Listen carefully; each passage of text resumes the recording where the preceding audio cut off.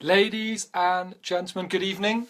This is Tetrakey and my name is Mark Hopkins. I'm coming to you again tonight from Warwick in the United Kingdom. And this is number 54 of 260 free business coaching, thought leadership, content ideas that Tetrakey is bringing to you in 2017. So number 54. It's always quite amazing when we say that. I know every night we say we're counting up the numbers, but it's quite an incredible number Rob and I are committing to doing every single night, Monday to Friday. And it is Friday night. So you have survived or hopefully flourished in another week. So we all chat in a second around the constant need for reflection. But as always, please more importantly, share this with as many people as you feel is appropriate. Instagram, I think there's a heart thing that Rob likes doing. So do the heart thing for Instagram.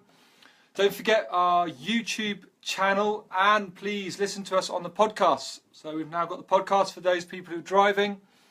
You can whack that in, have a little listen to what we're doing, and hopefully as you're going into work or into seeing a client, you can listen to some content that inspires you, that focuses you before those meetings that you're going to have. Download our book, Accelerating Your Business Performance. There's 25 chapters in there of practical concepts, ideas, and more importantly, hows in order to take your life and your business forward. So please do that. I'm not sure I haven't spoken to Rob because he's still flying, to Seattle. But obviously our Get Coached closed on the 10th of March, which we're very excited about. I'm really looking forward to go through those applications and have a look who we're going to work with for the next 3 months. That's very, very exciting. And we're working towards our next book, which I think Rob's already committed to us in June, and then our final book of the year, but knowing Rob, he'll chuck something in at the end of the year, which is in August. So that's all the cool, exciting things coming. I had a few people comment after last night's video about the painting that's over that shoulder there. Yes, it is a lady, and yes, she is wearing a bikini. She's not naked. So I just thought I'd get that clarified before we go into, so your eyes are not focused over here. I should actually put my hand here. There you go. Is that better? So tonight we are talking about the constant need for reflection. I find it quite an interesting concept, to be honest. And I think there's a lot of labels that we have at the moment. We're very good with our semantics and our labels. We talk about mindfulness, we talk about reflection, there's presence, there's all those crazy things. And I was actually having a conversation today about what it is, why I'm passionate about it, and actually what it is that I do. And I actually found it quite funny and entertaining in a way. And I don't know how people will take this, but I pride myself on simplicity. I pride myself on seeing things that maybe other people see, but packaging it in a way that people who I converse with and have a dialogue with understand that's going to make a positive impact on their lives and on their business. And the reason I'm sharing this, and I'm going to share this something over the next week or two, because one thing I went through today, so my dad gave me a box to go through, and in my box was school reports. School reports, I haven't gone through them all yet, from 13 to 18. So this is a good few years ago.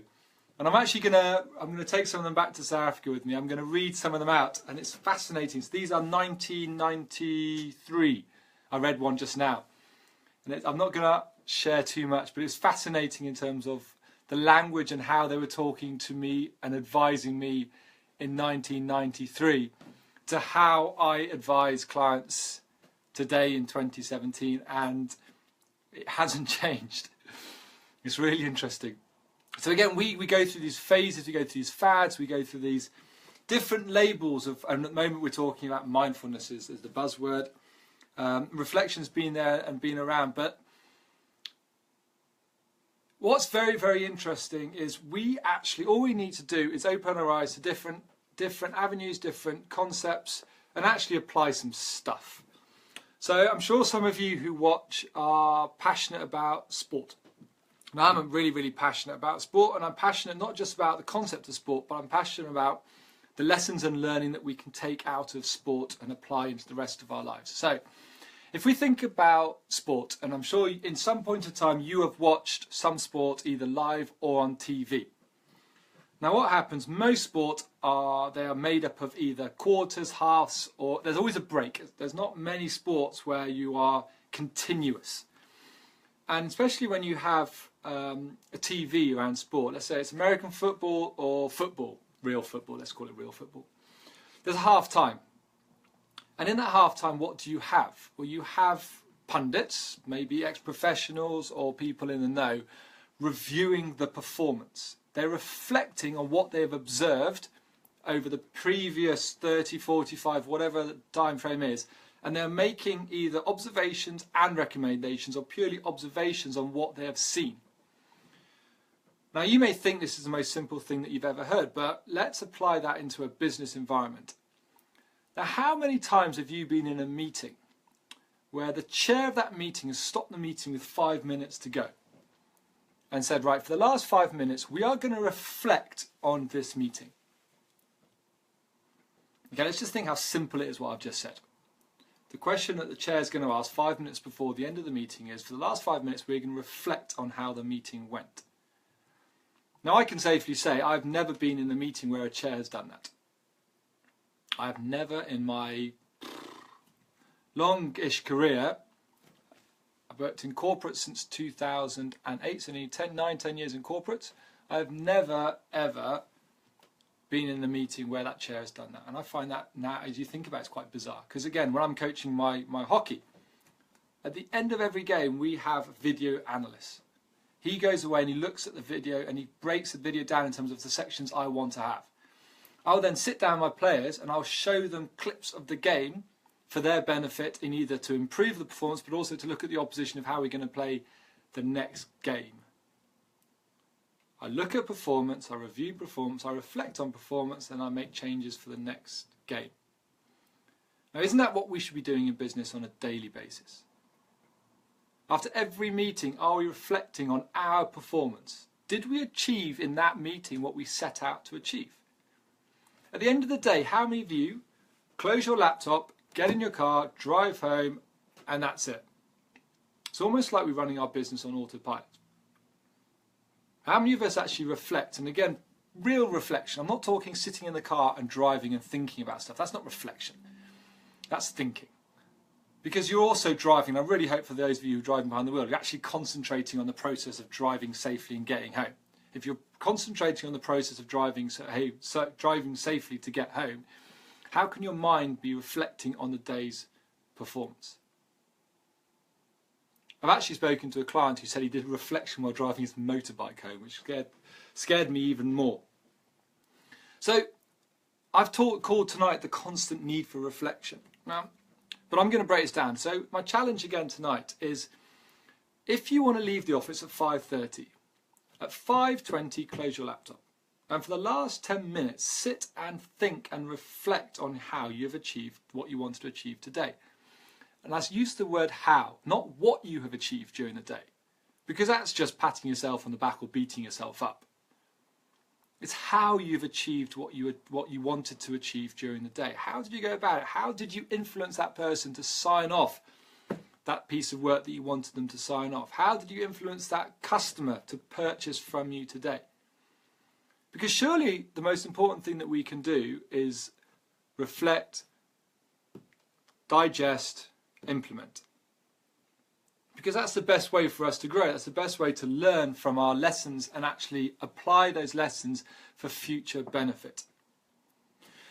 So again, I just want you to think about that concept. I want you to think about, as you get home tonight, as you end up this video and you've watched this video now, just don't do anything. Turn your iPhone off, turn your iPad off, whatever tablets you use, whatever it is, close your laptop, lock yourself in the room for 5 minutes. I'm asking you to do 5 minutes out of 24 hours. Okay, I'm not asking much. And just think, just reflect. Don't answer the phone, don't do anything. Just give yourself 5 minutes peace and quiet. So there we go. There's another label I've talked about, reflection, but the concept is just give yourself 5 minutes peace and quiet. It's a part of the world that I struggle the most with. I really struggle with the pace that society is driving us at. The pace that we're always having to be connected. Have you seen this? Have you heard that? Did you see that? Did you do this? No, I didn't, and I'm happy with that. Because I want to drive my life in the pace I want to drive it at. I don't want to be driving my life at the pace that other people are trying to dictate me to drive it at. So if I want to take 5-10 minutes at the end of the day to pause and think and reflect, that is what I will do. Some people call it meditation. There's so many labels you can apply, but let's simplify what it is. It's just thinking and quiet time for 5 minutes. So there's a challenge for you. At the end of the week, you've had a busy, tough week. I'm now giving you one final challenge for the week, ladies and gents. Now, before you go to bed tonight, give yourself 5 minutes to pause and reflect.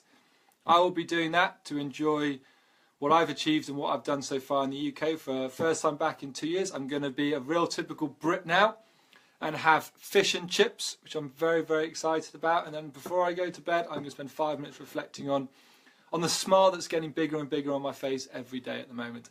And then over the next week or so, I'm going to start sharing you some of my school reports over, how long ago now? 25, 30 years, 30 cheapers, let's not stop counting.